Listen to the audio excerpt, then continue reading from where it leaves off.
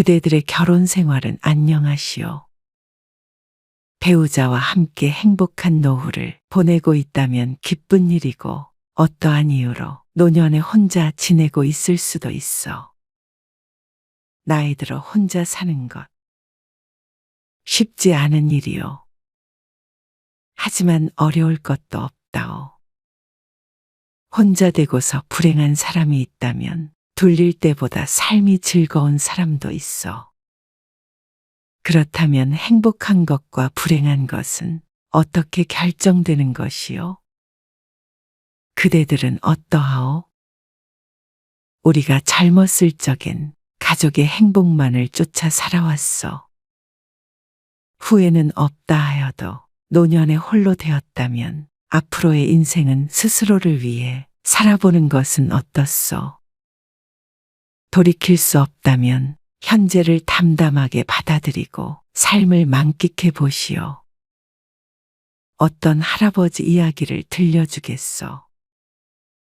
할아버지 남씨는 평생 직장 생활을 하다 60세에 은퇴하여 10년간 경비 일을 하였소.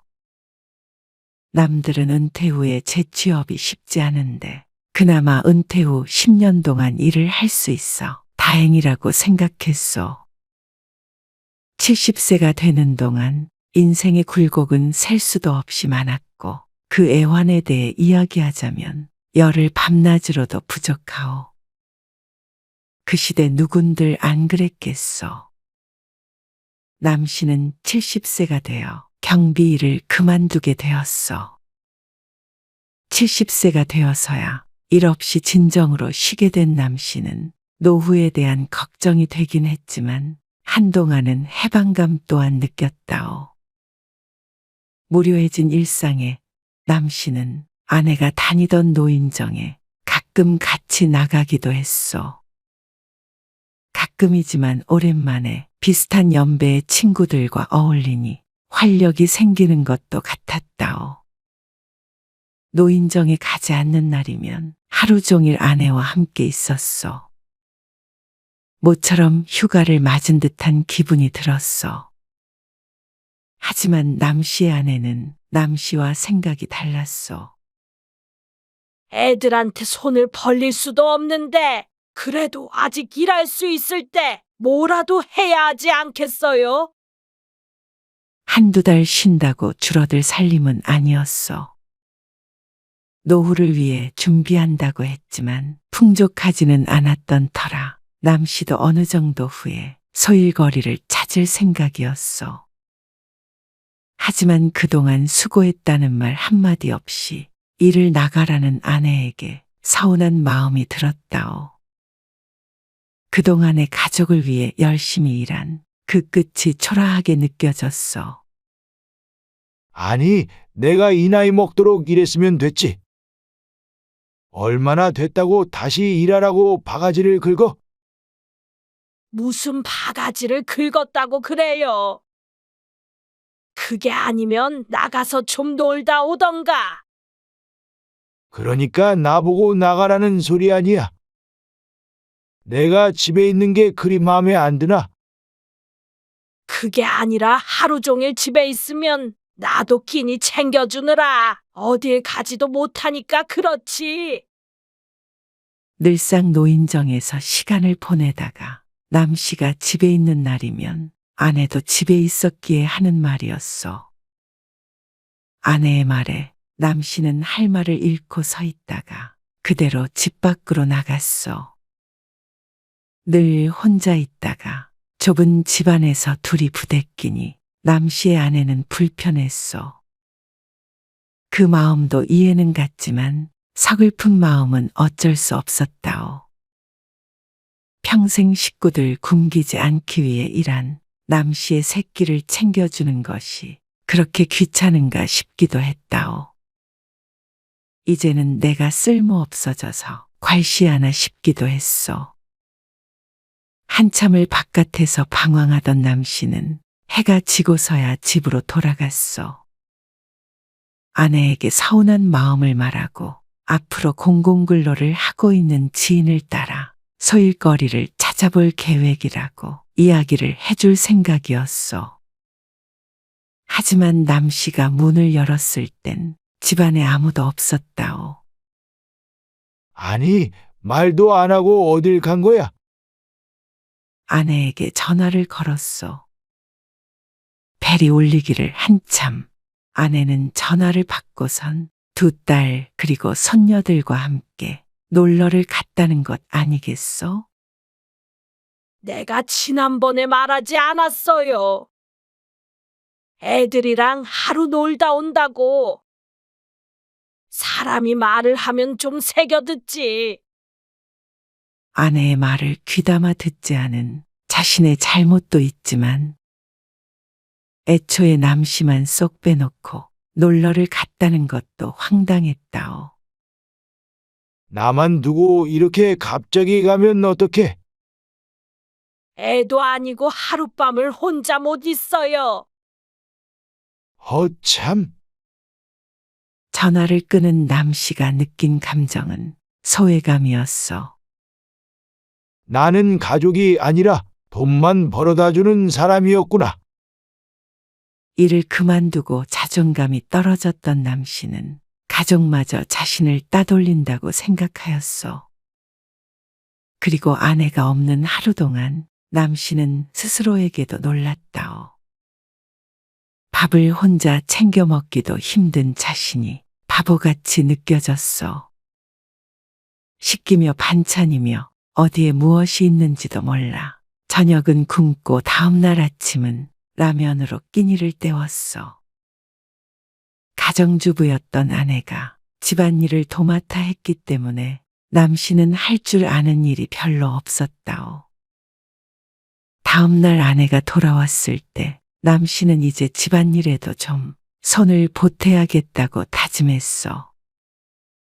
그러던 어느 날 있었던 사건으로 남씨의 인생은 크게 바뀌었어. 아내 없이 노인정에 들렀던 남씨는 이상한 소리를 듣게 되었다오. 같은 노인정에 어떤 홀로 사는 노인과 남씨의 아내와의 추문이었어. 평소에도 잘 어울렸던 노인이었어. 유독 살갑게 대해줘서 남씨와도 사이가 좋았다오. 남의 말로 들은 아내의 이야기에 얼굴이 뜨끈해진 남씨는 도망치듯 노인정을 나왔어. 그리고는 그날 딸들과 1박 2일 놀러를 간다던 그날 아내가 그 노인과 함께 있었다는 사실을 알게 되었다오. 아니, 어떻게 그럴 수가 있어? 그 나이 먹고 동네 창피하지도 않아? 내 나이가 어때서요? 나도 이제 내 삶을 살아야겠어요. 그러고는 아내는 이혼을 입에 올렸다오. 적반하장도 유분수아니요. 외도를 한 아내가 화를 버럭 내며 이혼을 요구하는 것에 망연자실했소. 이 나이에 아내와 헤어질 것은 생각도 못했는데 남들이 황혼이혼이다 결혼이다 떠들어대도 남의 이야기로만 흘려들었었다오. 그 길로 아내는 갈라설 때까지 당분간 딸의 집에 있겠다며 집을 나가버렸다오. 가출한 부인 이야기는 건너 듣기만 했지 자신에게 이런 일이 생길 줄은 미처 몰랐다오. 남씨는 허무함에 아무것도 손에 잡히지 않았소. 아내가 없으면 밥 한 끼도 제대로 차려 먹지 못하니 이혼이 두렵기도 하였소. 한편으로는 아내가 이러다 말겠지 하는 기대도 가졌다오. 하지만 서류 정리만 안 되었다 뿐이지 그날 이후로 남씨의 혼인 생활은 막을 내렸다오. 일평생을 일해온 남씨. 나이가 들자 가족에게는 따돌림을 당하고 아내의 외도로 이혼까지 당해 불쌍하다 생각할 것이요. 아내의 말을 들어보자면 그녀에게도 또 다른 이야기가 숨어 있을 수도 있어. 하지만 중요한 것은 자식이 독립한 후에 둘밖에 남지 않은 황혼의 나이에 알콩달콩 살지 못하고 부부가 갈라섰다는 사실 아니겠소? 그렇다면 둘이 각자 하나가 된 삶으로 새로 시작해야 하는데 긴긴 세월 둘이었던 사람이 어떻게 갑자기 홀로 잘 살 수가 있겠소? 그거 남씨의 아내도 마찬가지일 것이오. 인생의 또 한 번의 전환점이 찾아온 것이라고 생각하오. 혹시 그대가 이러한 이유로 외로움과 고통 속에 힘겹게 살아가고 있다면 여기 황혼 이혼 후에 새로운 삶을 살고 있는 할머니 이야기를 들어보시오.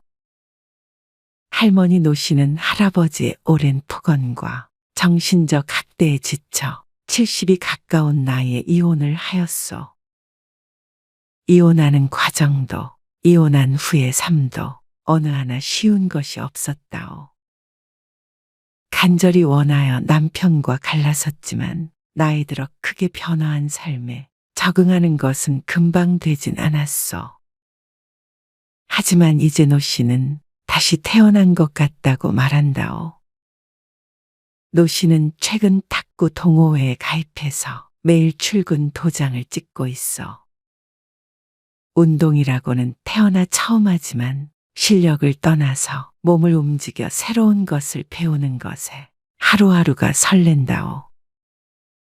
동호회 활동을 하다 보니 새로운 친구들도 사귀게 되었어. 남편과 자식들밖에 모르던 노씨는 소녀 시절로 돌아간 듯한 기분이 들었어. 친해진 동호회 친구들과 함께 나들이를 가기도 하고 가끔은 저녁에 만나 막걸리를 즐기기도 한다오. 운동은 젊은이들만 하는 줄 알고 살았지만 같은 탁구 동호회에는 비슷한 연배의 친구들이 많이 있었어.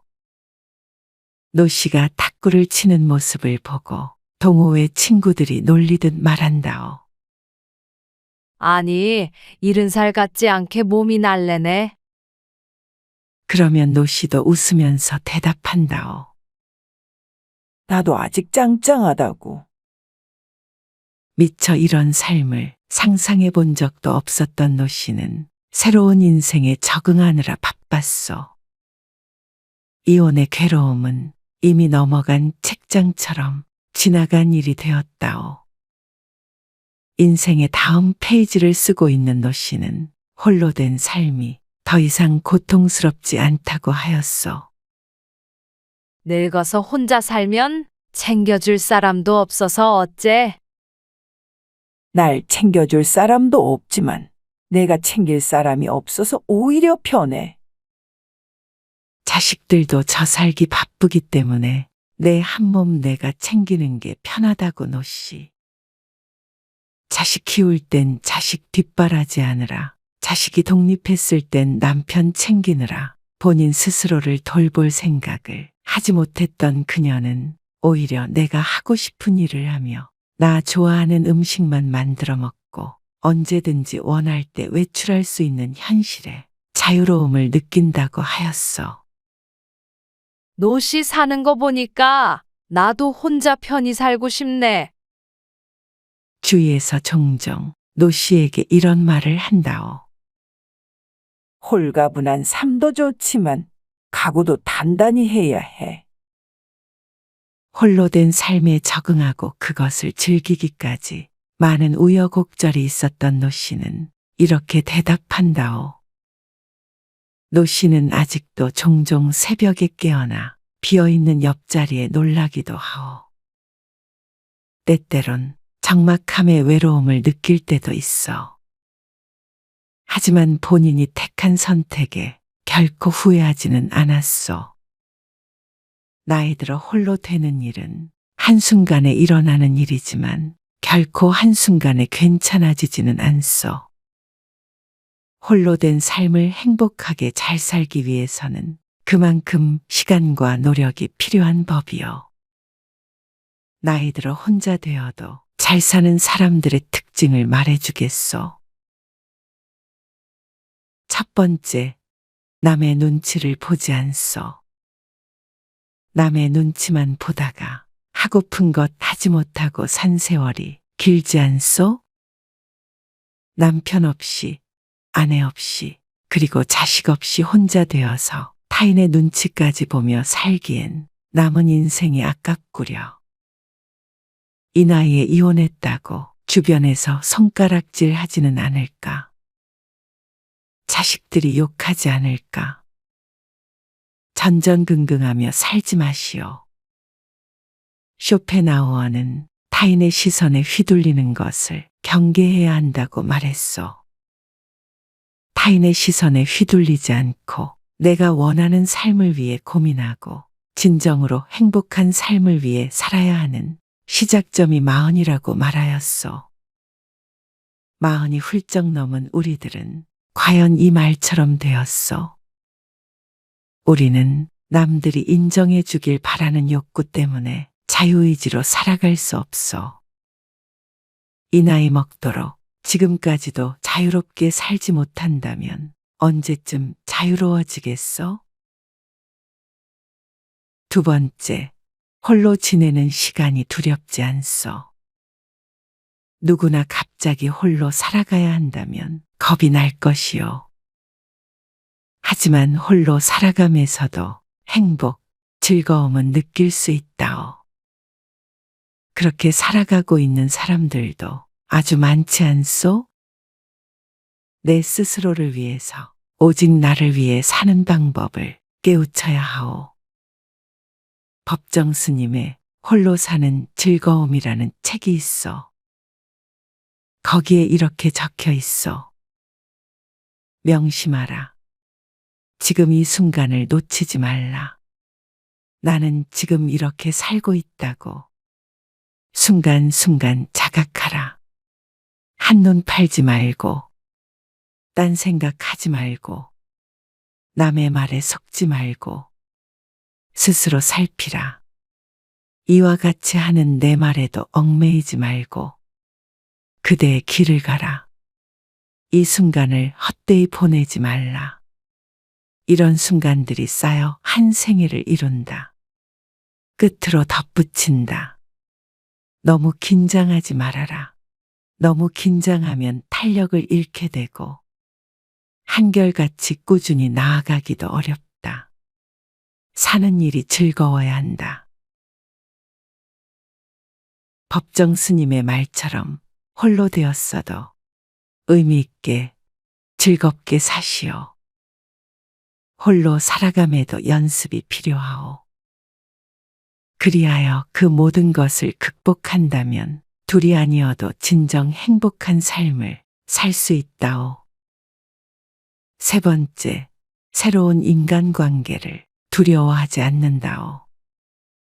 나이가 들면 인간관계는 좁아지고 만나던 사람만 만나게 되고 그조차도 나중에는 불편해지는 때가 오기도 하오. 그래서 홀로 살아가는 방법을 아는 것이 중요하오. 하지만 홀로 잘 사는 사람은 타인과도 잘 지내요. 남에게 기대하지 않고 나도 남에게 피해를 주지 않으며 적당한 관계를 유지하는 것이 가능해지요. 그래야 건강한 인간관계를 맺을 수 있는 법이요. 노씨 할머니처럼 동호회 활동도 하며 새로운 친구들을 사귀는 것도 나쁘지 않다오. 삶의 작은 활력을 불어넣어 줄 수 있지 않겠소? 모든 것에는 늦은 때가 없어. 무슨 일을 하든 아직 늦지 않았소. 나이 먹어 혼자 된 것이 괴로우시오. 모든 것은 한때이고 그것을 극복하는 것은 스스로 마음먹기에 달려 있어. 비슷한 상황에서도 행복하게 잘 사는 사람들을 보고 배우려고 해보시오.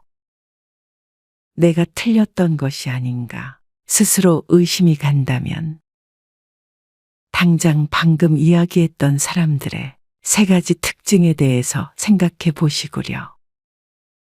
그리고 이제는 나의 내면이 하는 이야기에 귀를 기울여 보시오. 이제는 그럴 때가 되지 않았소? 나는 나이 들수록 행복해지기 위해 늘 노력하고 싶소.